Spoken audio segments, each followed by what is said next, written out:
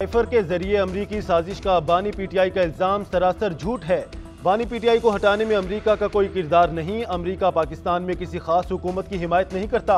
अमरीकी assistant secretary Donald लू का अमरीकी बानी नुमाइंदगान की कमेटी में पाकिस्तानी इलेक्शन से मुतालिक समाअत के दौरान बयान। कहा यह इल्जाम गलत है कि अमरीका में पीटीआई हुकूमत के खिलाफ इकदाम किया। मीटिंग में शामिल सफीर ने पाकिस्तान की हुकूमत को बताया कि कोई साजिश नहीं हुई। पीटीआई हुकूमत गिराने के इल्जामात के दौरान मुझे और मेरे अहले खाना को जान से मारने की धमकियां दी गई। पाकिस्तान की खुद मुख्तारी का एहतराम करते हैं। पाकिस्तान में मुआशी इस्तेहकाम न सिर्फ पाकिस्तान बल्कि अमरीका के लिए भी जरूरी है। पाकिस्तान के जमहूरी इदारों को मजबूत करना अमरीकी पॉलिसी में शामिल है। अमरीकी कमेटी में आफिया सिद्दीकी के मुतालिक सवाल पर डोनाल्ड लू खामोश। ब्रैड शरमैन ने सवाल किया, आफिया सिद्दीकी के बदले शकील अफरीदी का सौदा किया जा सकता है। डोनाल्ड लू ने ना ही हाँ कहा ना ही इनकार किया। मजीद बोले, अमरीकी सरजमीन पर सिख रहनुमा के कत्ल का मामला भारत से उठाया।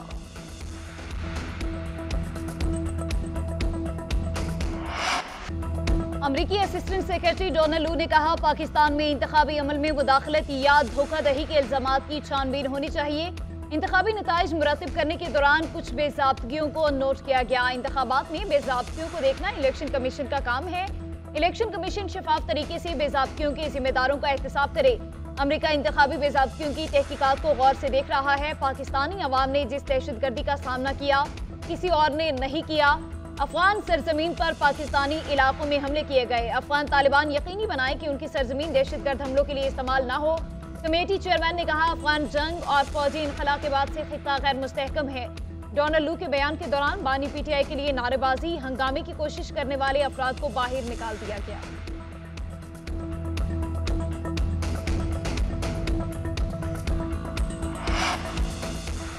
कांग्रेस कमेटी के सामने बानी पीटीआई झूठे साबित हो गए। तहरीक इंसाफ ने अपनी सियासत चमकाने के लिए कौमी मफाद दाव पर लगाया। विफाकी वजीर इत्तलात अता तारड़ का कहना है, बानी पीटीआई ने पूरी कौम के सामने झूठ बोला। तहरीक इंसाफ दोहरे म्यार की सियासत कर रही है। बानी पीटीआई ने नौजवान नस्ल के जहनों को गुमराह किया। घिनौना और मकरूह चेहरा पूरी दुनिया ने देख लिया।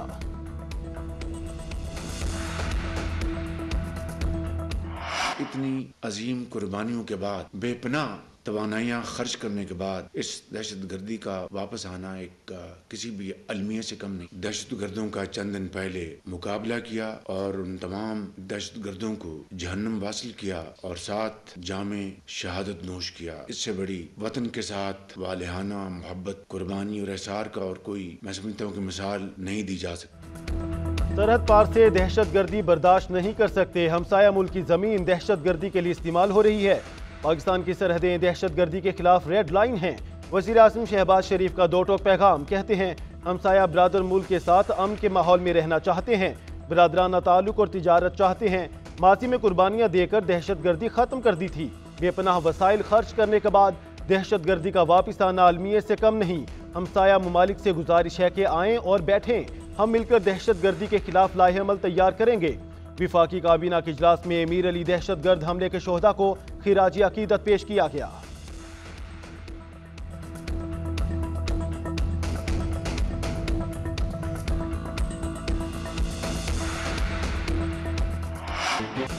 पाकिस्तान और IMF के दरमियान स्टाफ लेवल माहिदा तय। पाकिस्तान को 1 अरब 10 करोड़ डॉलर जारी किए जाएंगे। एलामी के मुताबिक माहिदा एग्जीक्यूटिव बोर्ड की मंजूरी से मशरूत है। किस्त मिलते ही 3 अरब डॉलर का स्टैंड बाय अरेंजमेंट माहिदा खत्म हो जाएगा। एलामी में IMF की जानिब से मुआशी इक़दामात की तारीफ। पहले जायजे के बाद पाकिस्तान की मुआशी और माली हालत बेहतर हुई। बाएतमाद पॉलिसी मैनेजमेंट की पुष्ट पर तरक्की और एतमाद की बहाली जारी है। कसीरुल जहती और दो तरफा शराकतदारों से रकूम की बहाली में भी बेहतरी आई। इस साल तरक्की मामूली रहने की तवक्को। अफरात ज़र हदफ से काफ़ी ज़्यादा। प्राइमरी बैलेंस 401 अरब रुपए तक रहने की तवक्को। नई मुंतखब हुकूमत ने टैक्स दहिंदगान की तादाद बढ़ाने की यकीन दहानी कराई।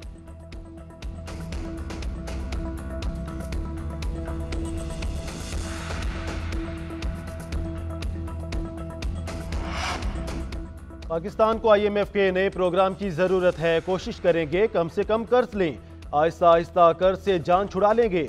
वज़ीर आज़म शहबाज शरीफ पुरअज़्म। कहा, कई महकमे ऐसे हैं जिनकी ज़रूरत नहीं, उनको ख़त्म करेंगे। अब बिजली और गैस चोरी बर्दाश्त नहीं करेंगे। वज़ीर आज़म शहबाज शरीफ की ज़ेर सदारत विफाकी काबीना का इजलास। वज़ीर ख़जाना की IMF के साथ स्टाफ लेवल मुआहिदे पर तफसीली ब्रीफिंग। PIA की निजकारी की जानिब पर भी अहम पेशरफ। वज़ीर आज़म और काबीना अरकान का तनख्वाहें और मराआत न लेने का फैसला। उधर हुकूमत का मौशत की तरक्की के लिए बैनुल अक़वामी माहिरीन और तमाम स्टेक होल्डर्स को मुशावरती अमल का हिस्सा बनाने का फैसला। वज़ीर आज़म शहबाज शरीफ मुआशी इस्लाहात के नफाज की खुद निगरानी करेंगे। शहबाज शरीफ का कहना है मजीद टैक्स की बजाय टैक्स नेट बढ़ाने से महसूलात में इजाफा करेंगे।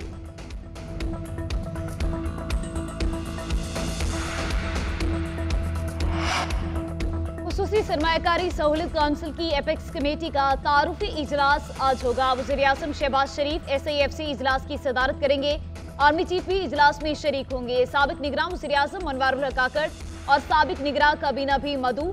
इजलास में SIFC से मुतालिक तफसीली ब्रीफिंग दी जाएगी। मुल्क में सरमायाकारी से मुतालिक अमूर का भी जायजा लिया जाएगा।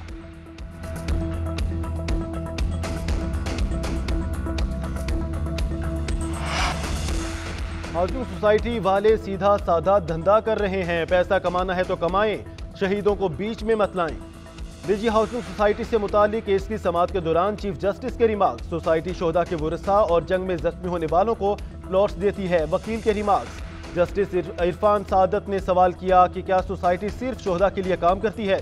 वकील ने कहा मंसूबे में कमर्शियल प्लॉट्स भी होते हैं। चीफ जस्टिस ने रिमार्क्स दिए, ये गेम हमने बहुत बार देखा है।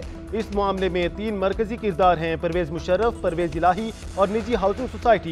ये हैं पाकिस्तान के असल मालिक। वजीर आला कौन होता है जमीन अलॉट करने वाला? क्या वजीर आला का इख्तियार है? ईस्ट इंडिया कंपनी ने ऐसा नहीं किया जैसा वजीर आला कर रहे हैं। ये लोग बहुत ताकतवर हैं, इन्होंने सब खरीदा हुआ है। चीफ जस्टिस काजी फायजीसा की मुकदमा लाइव चलाने की हिदायत।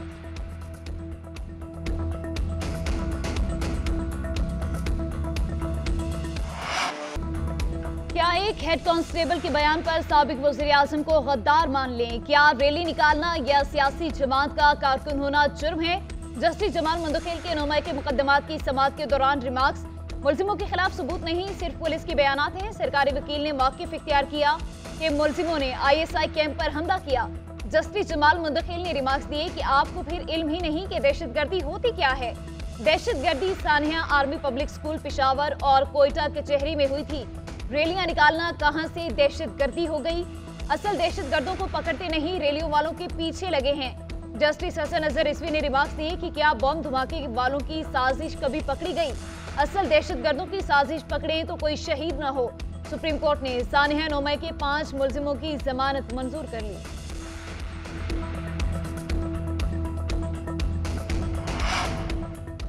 बानी चेयरमैन PTI का इंतखाबी धांधली के खिलाफ सुप्रीम कोर्ट से रजू। जुडिशल कमीशन बनाकर तहकीकात करने की इस्तदा। दरख्वास्त में मौक़िफ़ इख्तियार किया गया कि 8 फरवरी को जीते हुए उम्मीदवारों को फ्रॉड नताइज से हराने की तहकीकात कराई जाएं। सुप्रीम कोर्ट के हाजिर सर्विस जजेस पर मुश्तमिल जुडिशल कमीशन बनाया जाए। आम इंतखाबात का ऑडिट और इसके बाद आने वाले नताइज का भी ऑडिट कराया जाए। जुडिशल कमीशन की रिपोर्ट पब्लिक की जाए। विफाक और पंजाब में हुकूमतों की तश्कील को भी मुअत्तल करने की इस्तदा।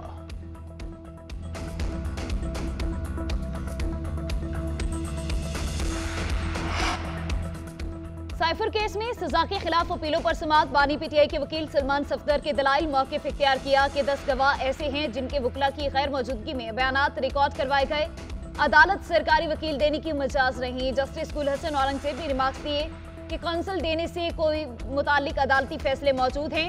अगर किसी मुलजिम का केस में इंटरेस्ट ना हो, वकील नहीं कर रहा तो ट्रायल तो चलेगा। एडवोकेट जनरल ने मौक़िफ़ इख्तियार किया कि मुझे कहा गया सरकारी वकील दिए जाएं तो मैंने 2 नाम दे दिए। अदालत ने सुप्रिंटेंडेंट निडियाला जेल को हाजिरी रजिस्टर की कॉपियां फराहम करने की हिदायत कर दी। केस की समाअत पीर तक मुलतवी कर दी गई।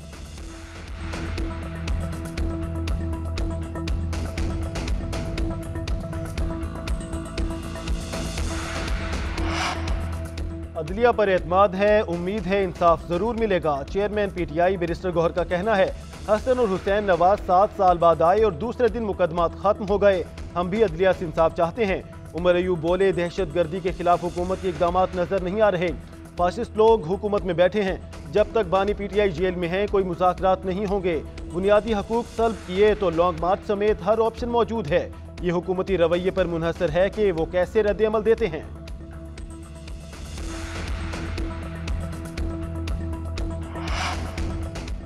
मरियम नवाज, नवाज शरीफ और आसिफ अली जरदारी पर डेरा इस्माइल खान में FIR दर्ज है। हमें धमकियां देने से इज्तनाब करें। ऐसा न हो कि उनके घर पुलिस भेज दें। वज़ीर आला खैबर पख्तूनख्वा अली अमीन गंडापुर ने धमकी लगा दी। एक बयान में उनका कहना था, वफाक और पंजाब हुकूमत अपनी हरकतों से बाज आ जाए। ये अपनी हरकतों से बाज नहीं आते तो हम देखते हैं ये कैसे हुकूमत चलाते हैं। ये चाहते हैं कि लोगों की आपस में लड़ाई हो, लेकिन हम गुरेज कर रहे हैं। हम पर जाली FIR दर्ज है। चैलेंज करता हूं, मुझे गिरफ्तार करें। ये आए तो पता चल जाएगा कि किसमें कितना जोर और दम है। दूसरी तरफ वज़ीर इत्तलात अज़मा बुखारी ने रद्द-ए-अमल देते हुए कहा कि 9 मई के मुकदमात में इश्तिहारी शख्स समेत धमकियां दे रहा है। जो वज़ीर आला अपने सूबे के अफसरान को ईंटें मारने का मशवरा दे रहा है, उसकी ज़हनी हालत पर हमें पहले ही शक था।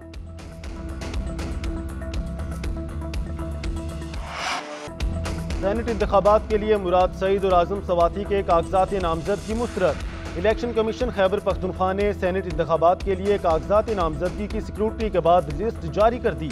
PTIP के महमूद खान के कागजात भी मुस्तरद कर दिए गए। पंजाब में 28 उम्मीदवारों की जांच पड़ताल की गई। सनम जावेद और जुल्फी बुखारी के कागजात मुस्तरद कर दिए गए। बलोचिस्तान में 28 उम्मीदवारों के कागजात मंजूर, 10 के मुस्तरद कर दिए गए।